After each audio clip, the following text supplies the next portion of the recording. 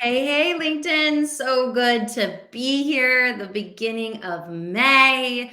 We're feeling the spring vibes, at least here in Austin, Texas. And what better way to kick off May than to have Jessica Chen? I've been vibing off of this lady boss on LinkedIn, checking out her content and what she's up to. And she just speaks my language because I believe so strongly in communication and that executive presence is part of my success. So you have so much to teach. And I know we don't have that much time to educate, but that's what we're going to focus on today. She's an Emmy Award winner. She has a book coming out, which we have to talk about, picked up by Penguin, which is no easy feat. So she'll speak to her praises. But Jessica, thank you so much for being here today. If you're watching, let us know where you're watching from. Say hello, get those questions in as well. Jessica, first things first, tell us a little bit about your journey to being the person you are today.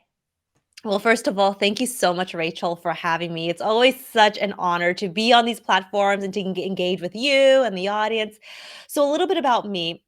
I used to be a former television journalist, which is where that Emmy came from. So my career, it started in news. I was at ABC, NBC. I was in New York for a few years working for New York One. My last stop was at ABC in San Diego, which was where I won that Emmy Award.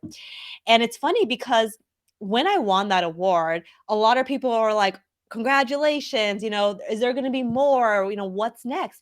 But I actually took that as a sign of saying, you know what?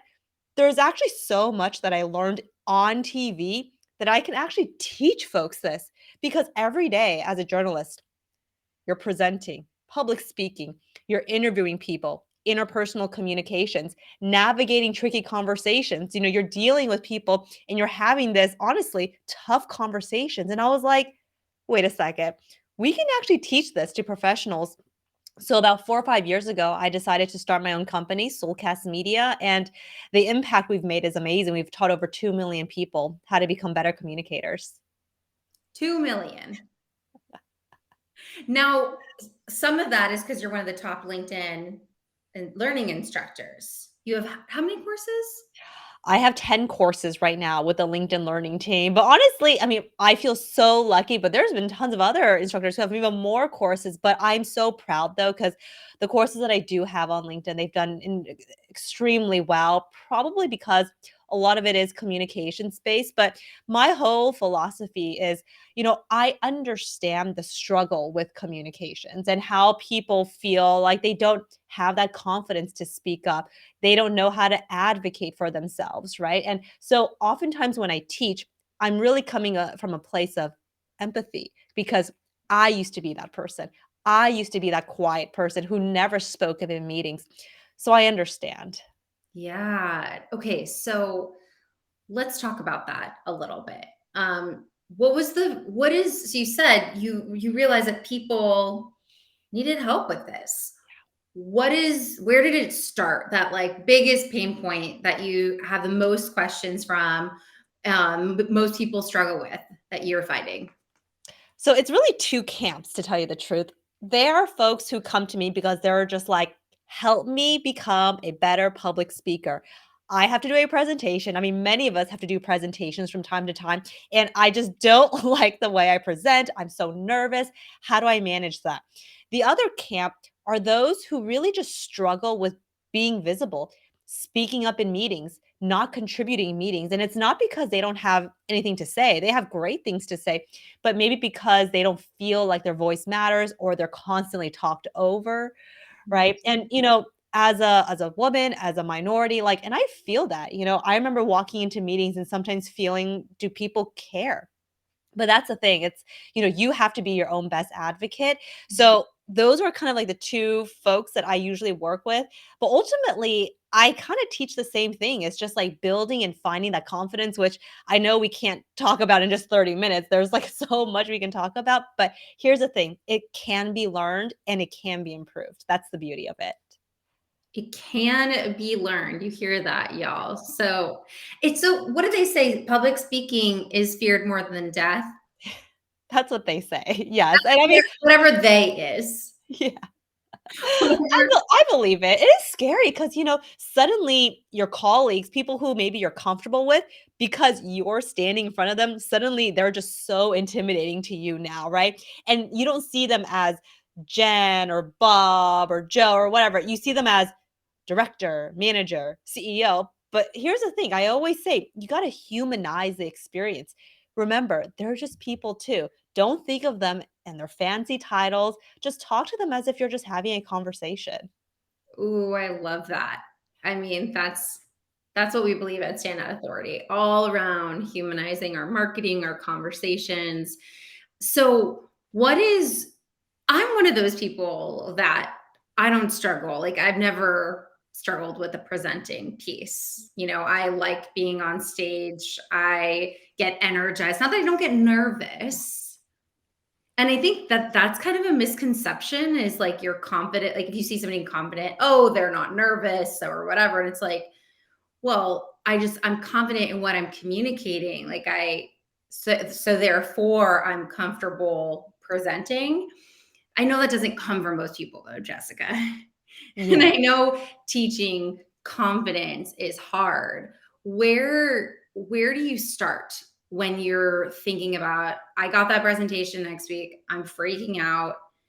If I don't do well in this, I might get laid off. Like I don't know, right? What do you do to start building that confidence? It's funny that you say the word confidence because confidence, just that word and what it means, it's not something that you can just tell people to be. Just be confident. No, Okay, right? Like, if no, we could just bottle it up and, like, put it, in, like, a little form and just give it to you, like, "Here, be confident," right? But it's not like that, right? no. And so, what I've realized, though, instead, what we actually need to talk about are actually techniques to help you build confidence, not suddenly become confident. And as you're building that, then you are suddenly more confident. So, for example, what do I mean? In a lot of the work that I do, I talk about, okay, how do you craft a presentation that is engaging? How do you use your tone of voice so it sounds interesting? How do you use your body language when you're talking so people look at you and they think, wow, you seem confident, right? But these are like techniques that people never think too much about. They just go, I have a presentation, I got to get it done. And they're doing it the day before, right? But these are all things that we need to practice because if you do that, it's gonna seem funny, but, getting up, practicing, and saying it out loud, that will help you feel better, and your speaking will be a lot more smooth. Hmm. Is there anything, because you were on TV, I mean, you've had to be in situations that could be a little nerve-wracking. Are there any, for instance, Amy Eliza Wong, who's a communication coach, she's a previous client. She's like, when we're doing things, she said, put on your heels, especially when you're virtual, and presenting to groups. It's like you're not feeling the audience. Yeah. So stand up when you're presenting and put on your heels. And so now I've started to do that. I make sure, like, when we're doing things, I raise the desk, I only stand, and I put on my heels for myself. I love that. You know what? If that works and that gives you that boost, go for it. I remember early on when all of us kind of were in that lockdown mode, now it's been a few years. I remember I had a conversation once with somebody and I was like, still get ready in the morning because it's easy just to like kind of jump on a call in your PJs and just roll out of bed. But I was like, get ready, put on that perfume if it makes you feel good. No one else can smell it, but you can, right? So it's like, do what makes you feel good. So what do you do? I'm curious. I want to know. It's funny because for me, and I don't think I've ever admitted this before, but if it was up to me, I'm actually kind of like more of like the relaxed, laid back kind of person that I would be okay kind of like, dressing more down, especially Really? because like, yeah, especially if we're like working from home. But if I do have like something like a presentation that I'm actually very excited about, you kind of have to be your own hype person too, right? You're like, okay, this is going to be good. This is going to be great. So yeah, I will do the whole thing of like putting on makeup, doing my hair. I think because in news we've always had to do hair and makeup. That was always like a huge production that now that I'm not on TV, I enjoy that more like laid back kind of like vibe. But hey, if you need me to like glam up, I can do that too. Yeah. So, Ready to go. Ready to yeah. go. I mean, I'm definitely like for me when I have the makeup on and I that for me gives me that extra confidence Yeah, boost. But I do hear you. I mean, everyone kind of has everyone's got their own thing. oh, yeah, yeah. Like I said, my whole thing, like, I actually did the whole perfume stuff, like, just spritz a little bit before just to, like before I walked into my own home office, right? Just to make me feel like, "Okay, it's a new day," right, kinda thing. But yeah. Yeah, I love it. I love it. So, what's your most viewed course? Like what's the one that people just keep gravitating towards? So, my number one course on LinkedIn Learning is a course called Developing Executive Presence on Mm. Video Calls. Ooh. And yeah, specifically on video calls. And it's funny because this is a funny story. I signed with LinkedIn Learning to do that course maybe 2019. And so it came out 2019 before the pandemic, and I feel like there probably weren't that many people watching it, but then suddenly, because everybody was working from home and you get all these crazy camera angles, nobody knows how to show up on video, that course just, like, skyrocketed. So that has been viewed over 1,000,000 times, and I would say my second most popular course is my Speaking Up at Work, that course. Ooh, okay. So let's talk about this. What are your tips for being, your executive presence? It's such a big one. Oh my God. Like I can see why executive presence while you're remote. What is the main thing people are doing wrong and they need to do right?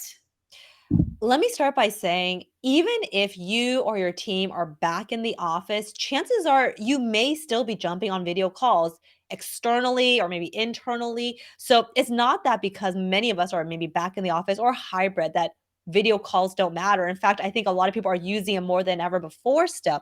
So executive presence still matters. So here are just kind of my quick and dirty tips.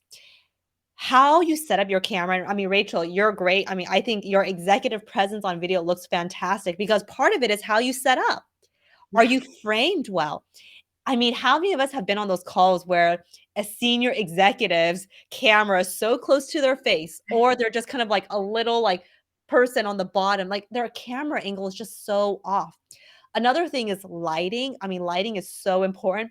You sometimes get folks who have the dark silhouette because of windows behind them. I mean, just turn on a little lamp or put it on your desk, Yeah. right? um where and how your camera is positioned. So for example, I'm on a laptop right now, just kind of like tilting it just slightly, right? It can make a huge difference because you don't want like all this, I call it the floating head. You don't want that floating head. Subtle things like this can make a huge difference in how you're framed. That's part of executive presence. Yeah. So what you're really talking about is not the verbal communication. You're talking about the nonverbals. Well, in this course I talk about both, but that's like my quick and dirty tip for like Right, right, right. In this yeah. example, which I don't think anybody actually thinks about this part. You know what I mean? They're more because I know this because I'm the branding person, and so I'm always talking about it's not just what you say, it's all of it, right? It's all sensory pieces that people experience you because they're making impressions about you in 2 seconds. So, right. So if you're talking with an executive, they've already have some feeling about you. If you look like you rolled out of bed or Yeah. the lights, they already have some thought on how much you care before you even open your mouth, even how smart you are, how prepared you're saying. So I think it's a really important point to hit. Yeah, impressions matter. And I'll dive a little bit deeper about executive presence. So, yes, one is how you carry yourself. So, how you carry yourself on video, how do you show up on video? The second pillar, so there's actually three pillars. The first one is how you carry yourself. The second one is your communications ability. That is part of executive presence. How can you have executive presence if you cannot command a meeting? How can you have executive presence if you are littered with filler words? So that's second one, communications. The third one is it's how you make other people feel. When Mhm. people are engaging with you, do they feel that you have that social self-awareness? Are you able to have emotional intelligence, right? Are you able to have that gravitas, be decisive? So these are, we call it in the communications world as having the triple package. So that's a little bit more detail about it. Ooh, like there's so much meat under each of those. And what I find so interesting about communication in this topic is that it's also subjective and very culturally driven. I think you did a recent post, even just comparing Germany to another country, right? So there's that geographical, but even just looking at a tech company Mhm.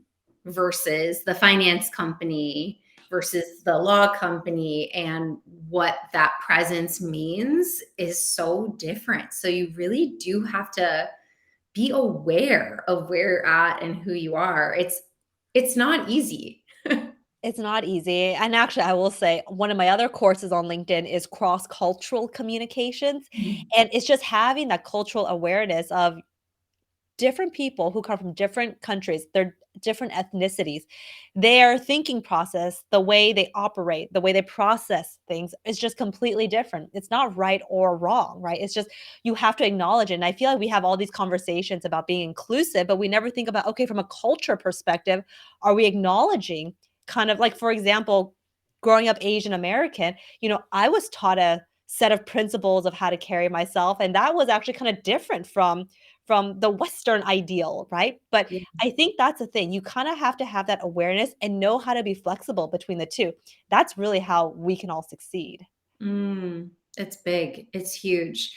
And I will say, I think that the newer generation and Jessica, um, Gen Z and below, they're struggling with this because I talk to my friends and above who are the managers, and because they've now come into the world in a remote work world, Mhm. doing school more remote, like they're not necessarily used to the different ways of communicating, in person and just like those cues. Yeah. And we're all on our phones and all of it, but there, to your point of like, you have to be human and like kind of pick up on some stuff. I think it's harder.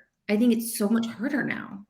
It's so much harder, and actually, it's funny that you mentioned students because one of the very exciting things that we had announced last year was so we are actually it's a university in Texas that we partnered with to teach their students, first generation students, how to become better communicators, but from a career perspective. Mm. Um, And I actually just had my lesson with them this morning, and we were talking our topic of the month was advocating for yourself, and so if you imagine, I'm teaching I think there are probably like 19, 20-year-olds. I'm teaching 19, 20-year-olds how they can better advocate for themselves in the internships that they're at once they enter the real world, and I feel so happy doing this, and I'm honestly kudos to that organization, the university, for having the foresight to be like, "We have to train these students," because many of us learn this when we're already on the job and we're just like, "Oh god," right? So, Yes, yeah. yes. I support the University of Texas, Austin, so, with the students, and I am hearing that pain point that you're talking about a lot. It's not that they're smart or capable or anything, it's the communication. Yeah, It's yeah, the presence. It's, "How do I write an email? How do exactly. I network and just get on a call with somebody I have no idea with and have a conversation, but also, show who I am, how I carry myself." So, I'm so glad that you're doing that. That's great. Yeah, I yeah, love that. yeah. Okay. Okay, so I wanna hear about the book. Oh my gosh, this is so exciting, and I feel so honored. So I'll tell you the backstory. I've been writing this book for the last 3 years, and I was actually gonna go kind of like the DIY route, just kinda do it myself. I had an idea, I have thoughts, and I was like, "I'm just gonna, like, put pen to paper." It took a long time, and it's funny because I tell folks, I got married, I had a baby, and all that stuff, and this book is still here. So all these, like, life events have happened, but this book is still here. So it's funny because earlier this year, I finally finished the manuscript, and I was thinking, "Okay, let's get this out there." And then somebody suggested that I actually share it with, like, the big 5 publishing houses, and in my head, I was like, "Are you serious? Like, you think they would be interested?" And they were like, "Oh, yeah, like, this is a" the book, and I'll tell you the book, what that is, but they're like, "This is a great book, I think it could resonate with a lot of people." And I was like, "Okay, I mean, might as well try, right?" Yeah. So, I got an agent, fantastic agent, and she basically introduced me to and pitched the book idea, and at the end of it, I decided to go with Penguin Random House, and they wanted to work with me, and I'm working with the team portfolio, and they worked on Simon Sinek's book, Start With Why, Pepsi's former CEO, her book. So the fact that I'm working with this team to help my book and elevate my book and get it out there, I'm so beyond honored. So what is this book? So the book, the working title right now is called Quiet Capital. And it is a communications book, but it's teaching folks how to build that visibility, that influence in this loud world.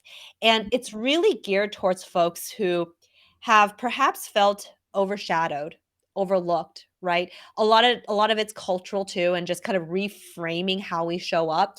But I don't know. I'm pretty optimistic about this book when it comes out, which is going to come out in 2024, but I really think it can make a huge impact. Oh my gosh. I love the idea of quiet capital. I think that's phenomenal. Thank you. And you are so deserving of this. I can't wait to pre-order and help you promote it. It's amazing. We need more female authors. We Yes. need the message out there. And it's a big deal, y'all, to get signed and get a book. It's a big deal to just write the book. And that's one of my goals, Jessica, just, writing a book. So it's on the vision board. So whenever I meet a writer who's done it, I always just am so inspired because it's a big deal to put your heart and soul into something. Yeah. And you want the validation. So you're getting that validation. Of course, you got a lot of work to do to get it Yeah. out there. This is where the fun begins, right? Promoting, yes.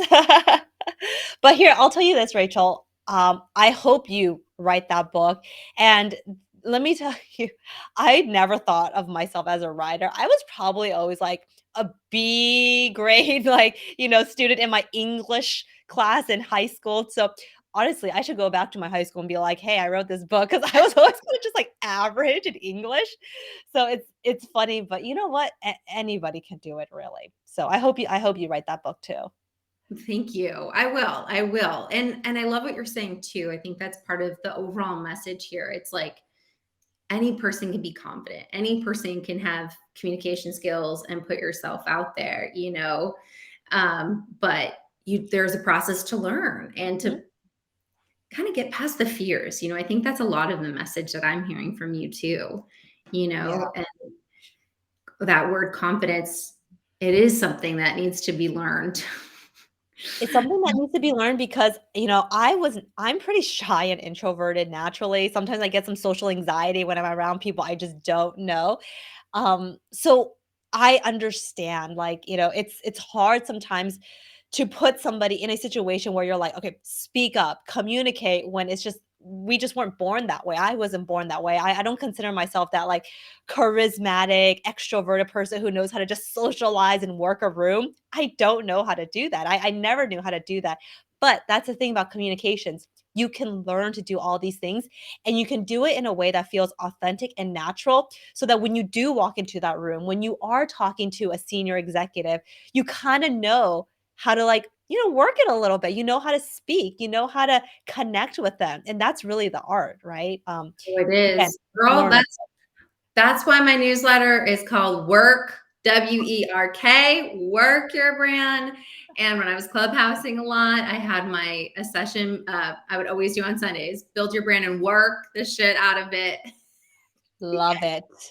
That's it, especially, you have a big following, you've got a book deal, and, people keep saying, I need more visibility. I need more visibility. And it's like, this is what needs to be done.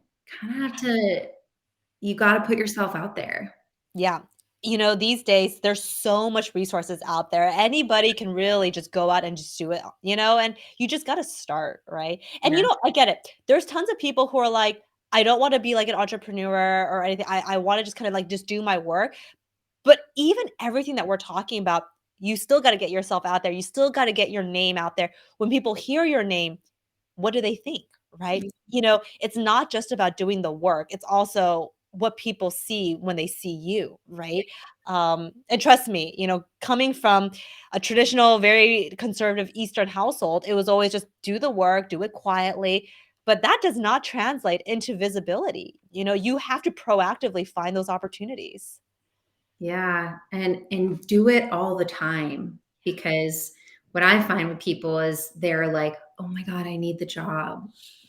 I haven't been doing anything. I haven't been networking. I haven't been on my LinkedIn profile. I don't remember the last time I was on it." And I was like, "Well, like it's something you do all the time. Mhm. Always building, always networking, because you don't know. You might not want to be an entrepreneur today, Jessica, but you might actually decide you want that in 5 years, and then you're gonna be like, dang, I should have been networking and Yeah. putting stuff out the last 5 years. So, okay. I was gonna say the more years of work experience we have, it's very easy to see it's actually about who you know, the connections you have. Yes, the first early years, it's really about just kind of like working hard, but once you kind of reach a certain level, and honestly, I would say it's like, I mean, honestly, I really do feel it starts from the beginning. But if we're talking about, okay, when do you start focusing on visibility? I mean, once you start working a few years, that should be your priority. Be visible. Yes. I couldn't agree more, Jessica. As we close out, where can people follow you, get in touch? What do you have going on? Tell Yes. us. So there's so many different resources. So first of all, follow me on LinkedIn. If you don't already follow me, I'm posting tons of communications content every week. And these are content that I'm just basically teaching people how to become better communicators at work. So follow me on LinkedIn, Jessica Chen page. I'm also on Instagram. I'm trying to be more diligent about Instagram, to tell you the truth, because it's just another way for me to continuously talk about communications. Otherwise, find me on our website, soulcastmedia.com, and get on our email list too, because we're also delivering weekly communication tips. So soulcastmedia.com/tips. That's the site. Perfect. And it's on your profile. So, best place to start on LinkedIn profile, but this is being streamed on other places. So, Soulcast Media. You're amazing. I can't wait for this book. Can't wait to just support you in getting that message out there. So many people need to follow you and take in what you're talking about. Thank you for being with me today. Well, thank you so much, Rachel. It's great chatting with you, and I look forward to connecting with everybody. Yes, everyone, thank you so much for watching. Write in some questions, we'll reply back. And I'll be back next month with another amazing guest. Have an incredible rest of your week.